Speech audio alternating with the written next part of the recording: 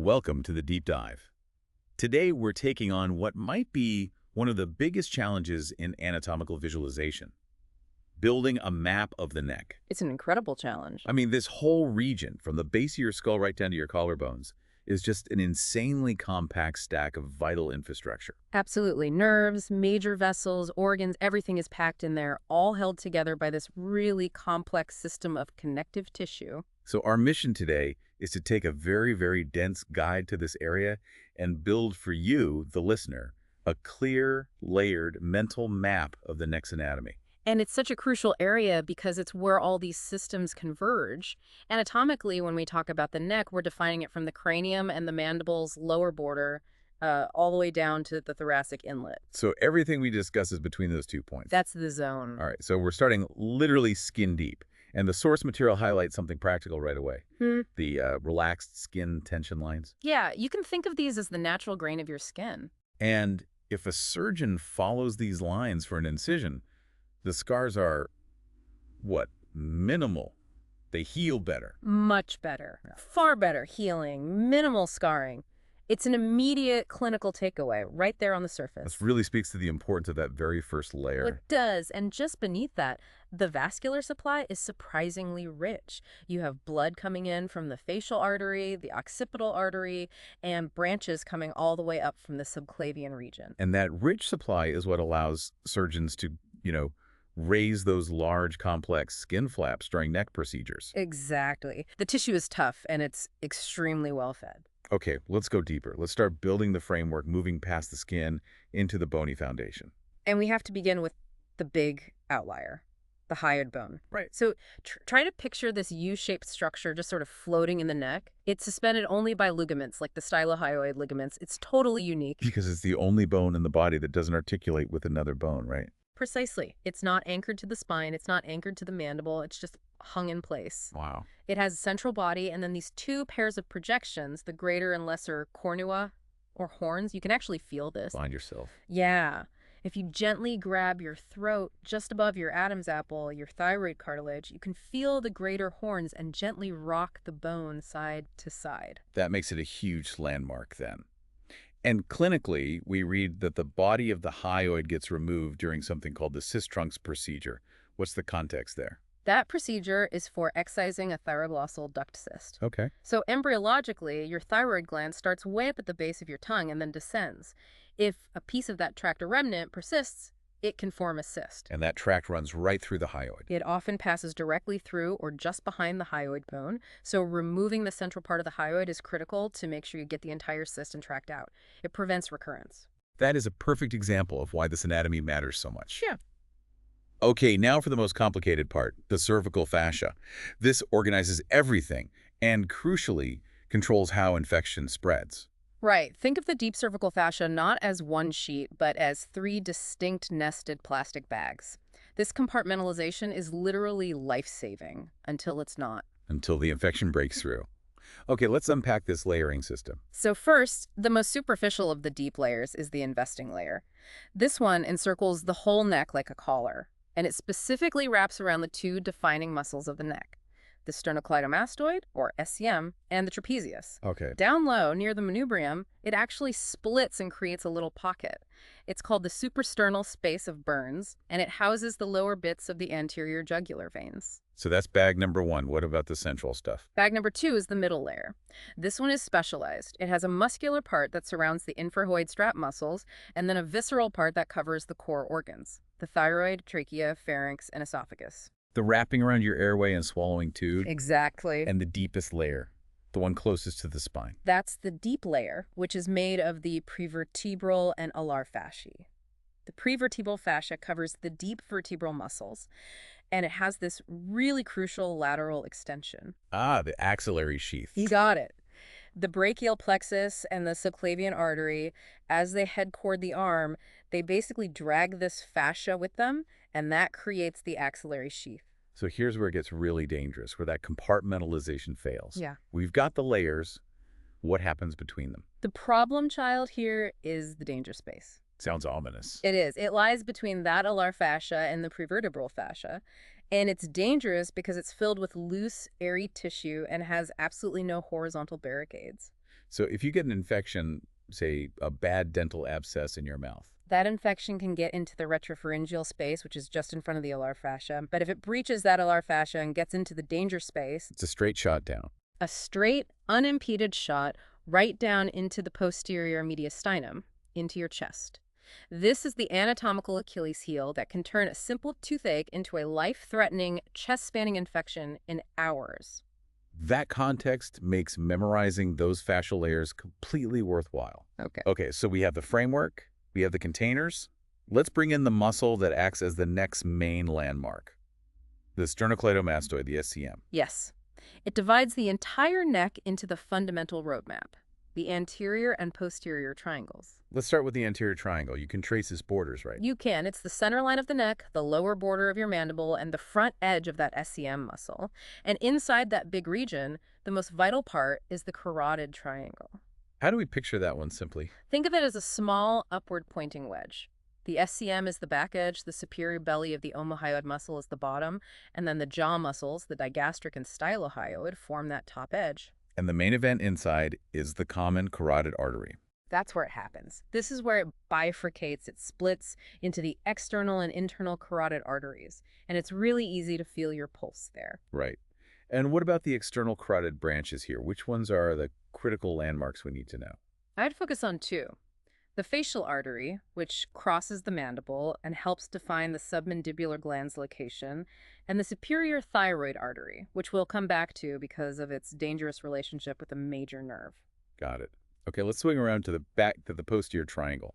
So the posterior triangle is defined by the back edge of the SCM, the front edge of the trapezius muscle, and then the middle third of your clavicle. And there's a muscle that divides it. Yes, the inferior belly of the omohyoid. It separates it into the upper occipital and the lower supraclavicular triangles. And this area is high risk, right?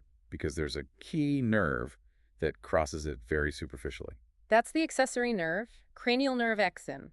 It's the only motor supply to both the SCM and the trapezius. It runs just beneath the skin and fascia, right across the levator scapulae muscle. So it's extremely vulnerable. Extremely. If you're operating in the posterior triangle, protecting CNXI is priority one. Damaging it leads directly to severe shoulder dysfunction, like a droopy shoulder. We also find a major artery here, don't we? We do. The third part of the subclavian artery pops out from behind the scalenus anterior muscle. It's the only part of the subclavian you can compress against the first rib, which is done to control bleeding in the arm or shoulder. And just above it. Right above that artery, you can often feel the thickened trunks of the brachial plexus, that huge bundle of nerves heading for the entire upper limb. Okay, let's move from the triangles to the muscles that actually create them. Let's start with that thin sheet of muscle right under the skin, the platysma. This is really a facial expression muscle, isn't It is, yeah. It pulls the lower lip down, wrinkles the skin of the neck. It's supplied by the cervical branch of the facial nerve. And then the big one, the SCM. The SCM is a workhorse. It has two distinct heads, one from the sternum, one from the clavicle.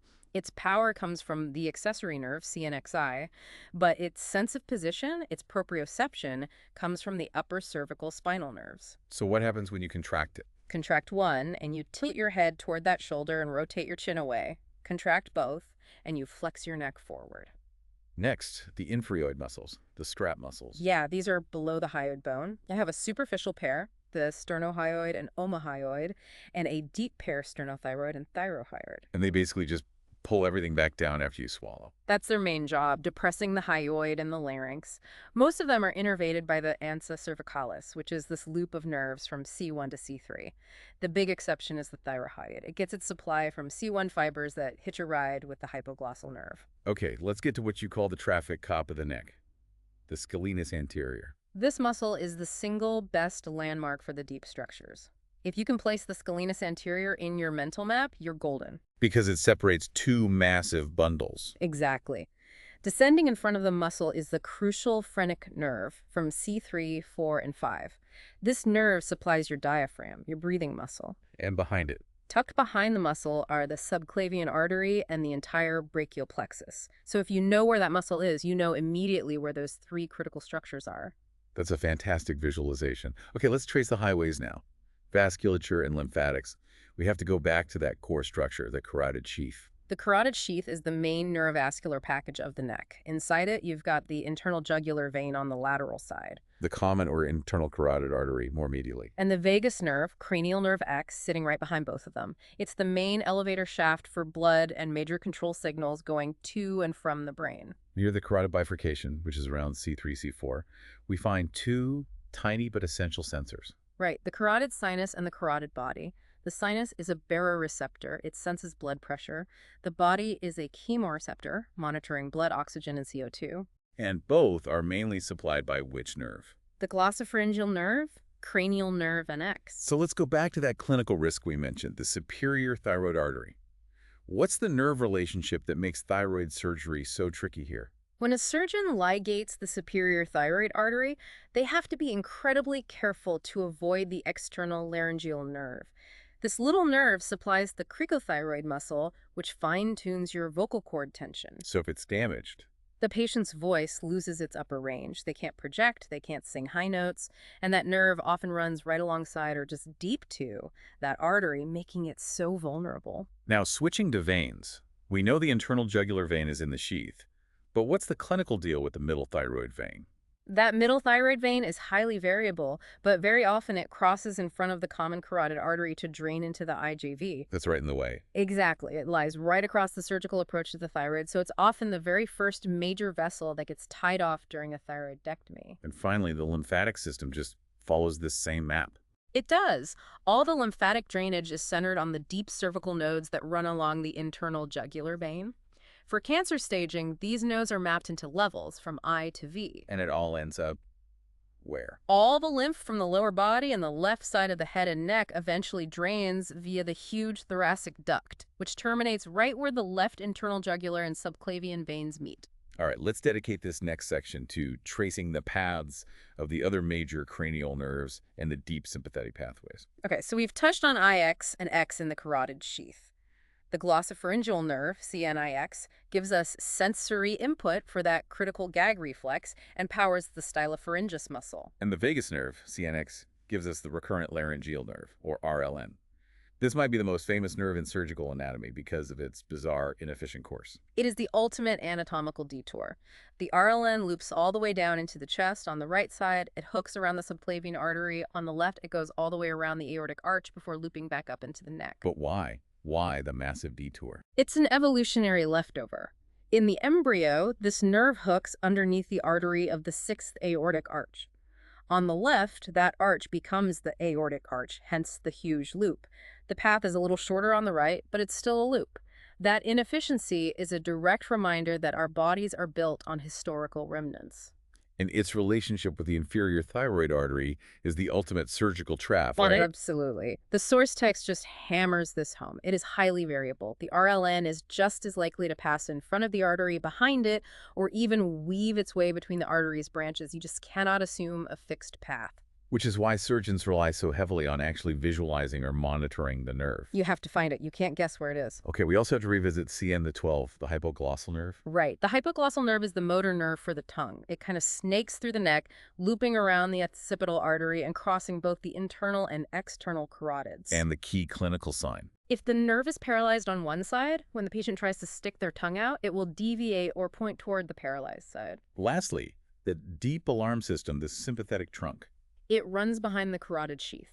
You can think of it as having three main relay stations: the superior, middle, and inferior, or stellate ganglia. Right. And the critical clinical insight here is Horner's syndrome. Right. If those sympathetic fibers that ascend from the chest are damaged, say by a tumor or during surgery, you get this classic triad: a drooping eyelid, a constricted pupil, and a lack of sweating on that side of the face. To wrap this all up, let's just briefly touch on the viscera, starting with the thyroid gland. Okay, so it sits anteriorly, encased in that pretracheal fascia. It's highly vascularized by the superior and inferior thyroid arteries.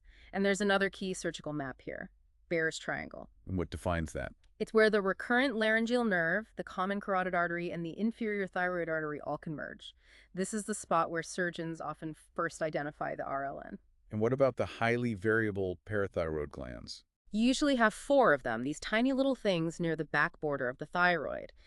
Their location varies a lot, especially the lower two, because they descend embryologically with the thymus gland. But there is a general rule of thumb with their location relative to the RLM. Generally, yes. The superior glands are usually found dorsal or behind the RLN, while the more variable inferior glands tend to be ventral or in front of the RLN. Okay, so we've covered the superficial landmarks, we've built the deep fascial walls, including that terrifying danger space, and we've traced all the critical contents anchored by the SCM and the carotid sheath. And the recurring theme in the neck is just vulnerability and variability. You have the phrenic nerve threading itself right across the scalenus anterior, the exposed accessory nerve in the posterior triangle, and then the recurrent laryngeal nerves, completely inconsistent path. It really underscores that the textbook is just a baseline. Exactly. Surgical precision requires mastering all those potential variations. So what does this all mean for you? The source material we reviewed pointed out so many instances of anatomical variability. The carotid bifurcation level shifts, accessory nerves pop up, arteries can take these anomalous loops. It's everywhere. So given this huge level of variation in the neck, where a critical nerve or artery can be shifted by just a few millimeters, it makes you wonder, how might the advancement of high-resolution intraoperative imaging giving surgeons a real-time custom GPS for every single patient's neck? How might that fundamentally change the standard protocols for even routine procedures, like a thyroidectomy or a carotid endarterectomy? Could it make static anatomical textbooks constantly obsolete? Something to chew on as you build your own mental map.